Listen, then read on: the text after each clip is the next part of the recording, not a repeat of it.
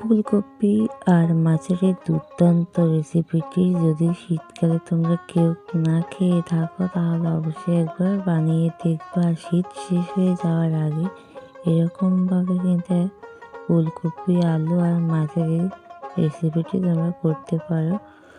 দুর্দান্ত খেতে হয়, যেটা ভাত বলো রুটি পরোটা সব কিছুর সাথে কিন্তু জমে যাবে।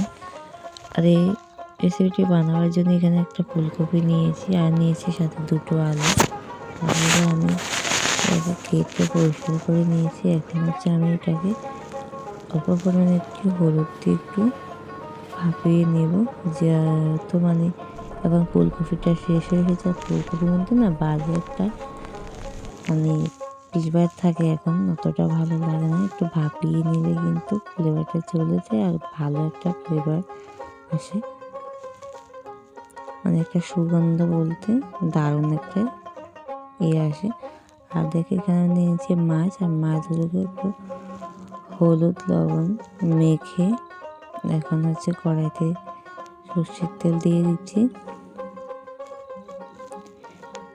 দিয়ে তেলটা একটু গরম হওয়া পর্যন্ত অপেক্ষা করব। তারপর এখানে একে একে মাছগুলো দিয়ে দিচ্ছি।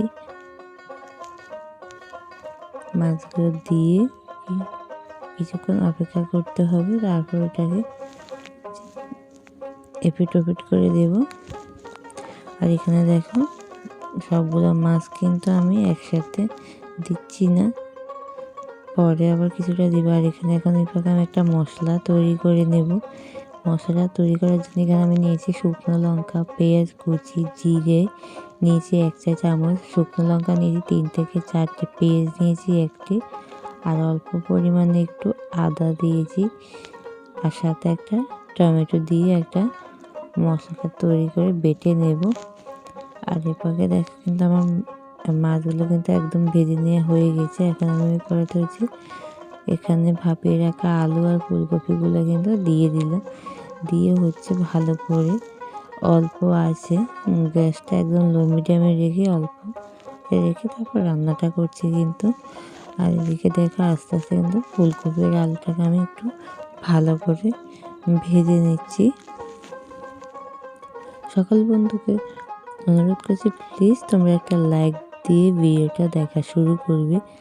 আর আমার ভিডিওটা কে কোথা থেকে দেখছো অবশ্যই কমেন্টে বলবে। আর তোমাদের সুন্দর সুন্দর কমেন্ট পেলে না সত্যি খুবই ভালো লাগে তোমাদের কমেন্টগুলো পড়তে। আর দেখো এখানে হচ্ছে ফুলকপি আলুটা ভেজে নেওয়া হয়ে গেছে। এখানে পরিমাণ মতো তেল দিয়ে এখানে দিয়ে দিচ্ছি 1 চা চামচ গোটা জিরে, দিয়ে একটু ভেজে নিয়ে এখানে দিয়ে দিচ্ছি হচ্ছে একটা পেঁয়াজ কুচিটা দিয়ে ভালো করে একটু কিন্তু ভেজে নিচ্ছি।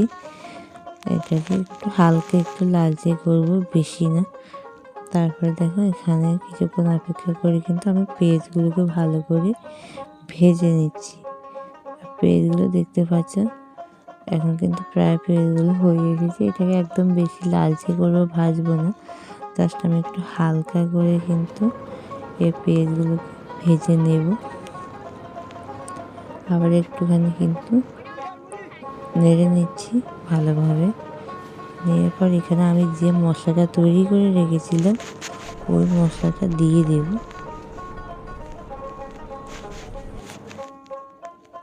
মশলাটা দিয়ে দিয়েছি এখানে, দিয়ে ভালো করে পেঁয়াজের সাথে মিশিয়ে নিয়ে ভালো করে কিন্তু মশলাটাকে কষিয়ে নেব, যেন মশলার কাঁচা গন্ধটা চলে যায়। এই জন্য ভালো করে কিন্তু অনেকটা সময় ধরে মশলাটাকে কিন্তু কষিয়ে নিতে হবে। আর মশলাটা খুব ভালো কষানো হয়ে গেলে কিন্তু তেল ছেড়ে দিবে, খুব সুন্দর দেখা যাবে, কিন্তু একটা কালার চলে আসবে। আর এখানে হচ্ছে দেখো আমি দিয়ে দিয়েছি হচ্ছে ধনে গুঁড়ো 1 চা চামচ, তারপর দিয়ে দিচ্ছি আধা চা চামচ লঙ্কা গুঁড়ো, দিয়ে দিচ্ছি আধা চা চামচ হলুদ গুঁড়ো, দিয়ে ভালো করে আমি এখানে আর অল্প পরিমাণে দেব হচ্ছে একটু জিরে গুঁড়ো। জিরেটা আমি এখানে কম দিয়েছি কারণ আমি মশলাটা তৈরি করার সময় কিন্তু 1 চা চামচের চাইতেও কম গোটা জিরে দিয়েছিলাম। তারপরে ওই জন্য আমি এখানে জিরেটা কিন্তু একটু কমই দিয়েছি, দিয়ে ভালো করে উপকরণগুলো মিশিয়েছি। আর অল্প পরিমাণে একটু জল দিয়েছি যেন মশলাটা ভালো করে সিদ্ধ হয় আর কাঁচা গন্ধটা চলে যায়, সুন্দর একটা ফ্লেভার আসে।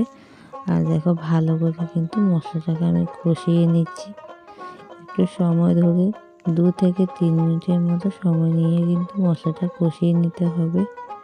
দেখো মশলাটা কিন্তু খুব সুন্দরভাবে প্রায় হয়ে এসেছে কষানো, দেখতেই পাচ্ছ কত সুন্দরভাবে কিন্তু মশলাটা হয়ে গেছে আর সুন্দর একটা কালার কিন্তু চলে আসছে।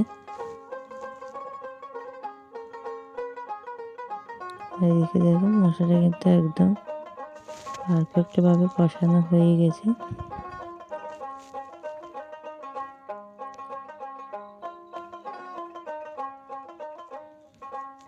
নতুন বন্ধু হয়ে থাকলে চ্যানেলটি সাবস্ক্রাইব করে পাশে থেকো। আর দেখো এখানে হচ্ছে আমি ভেজে রাখা ফুলকপি আলুগুলো দিয়ে দিব। ফুলকপি আলুটাকে আমি হালকা একটু ভেজেছি, কেন বলো তো, যেহেতু একটুখানি ভাপিয়ে নিয়েছি, তারপর ওখানে প্রায় সেদ্ধ হয়ে গেছে। আর এখানে অল্প পরিমাণে একটু ভেজেছি, এখন তো আবার মশলার সাথে ভালো করে মিশিয়ে তারপর একটুখানি ভেজে নেব। ওই জন্য আগে হালকা পরিমাণে কিন্তু ভাজলেও চলবে। আর এখানে দেখো খুব ভালো করে কিন্তু আমি মশলার সাথে ফুলকপি আলুগুলোকে ভালো করে কিন্তু মিশিয়ে নিচ্ছি। আর একটু সময় ধরে এটাকে কিন্তু ভেজে নিব। আর গ্যাসটাকে বারবার বলছি একদম লো মিডিয়ামে রাখবে। লো মিডিয়ামে রান্না করাটা কিন্তু সত্যিই খুবই ভালো, রান্নাটা খেতে যেরকম দুর্দান্ত হয় আর পুড়ে যাওয়ার চান্স থাকে না।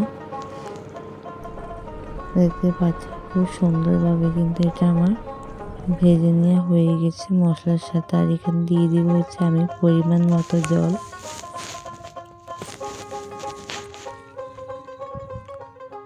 জলটা দিয়ে দিয়েছি। আর দেখো খুব যখন এরকমভাবে সুন্দর ভালো করে গুলো ফুটে উঠবে, তারপর এখানে ভেজে রাখা সবগুলো মাছ এখানে দিয়ে দেব।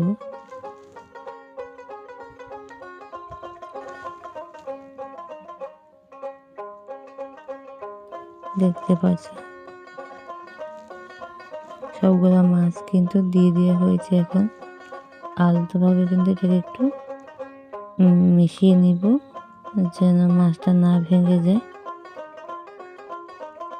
আর দেখো খুব ভালোভাবে কিন্তু হয়ে গেছে। এখন হচ্ছে এটা আমি এখানে দিয়ে দিব হচ্ছে ধনে পাতা। এটা কিন্তু হয়ে গেছে আমার রান্নাটা একদম, দেখতে পাচ্ছ এখানে ধনে পাতা কুচি দিয়েছি, দিয়ে এরকমভাবে হালকা একটু মিশিয়ে নিচ্ছি। আর দেখো এদিকে কিন্তু রান্নাটা একদম পুরোপুরি কমপ্লিট। আর রান্নাটা শেষ হয়ে যাওয়ার পর এখানে আমি দিয়ে দিয়েছি একটুখানি গরম মশলা গুঁড়ো, উপর থেকে ছিটিয়ে দিয়েছি, দিয়ে আবার হালকা একটুখানি মিশিয়ে নেব। আর মেশানো হয়ে গেছে। আমার রান্নাটা কিন্তু এখন পুরোপুরি একদম কমপ্লিট হয়ে গেছে, দেখতে পাচ্ছ সুন্দর। আর এখানে হচ্ছে আমি নামিয়ে নিয়েছি, দেখতে পাচ্ছ কেমন হয়েছে। যদি আমার রান্নাটি তোমাদের একটু ভালো লেগে থাকে তাহলে তোমাদের সুন্দর সুন্দর কমেন্টে বলে যাবে। আর অবশ্যই নোটিফিকেশন অল করে রাখবে যেন কোনো ভিডিও দিলে সবার আগে সেটা পেয়ে যাও। সবাই ভালো থাকবে, সুস্থ থাকবে। দেখা হবে আবার নতুন কোনো রেসিপিতে। আর সকল বন্ধুকে বলবো বেশি যদি ভালো লেগে থাকে আমার ভিডিওটা একটু হাইপ করে দেবে আর শেয়ার করবে। সবাই ভালো থেকো।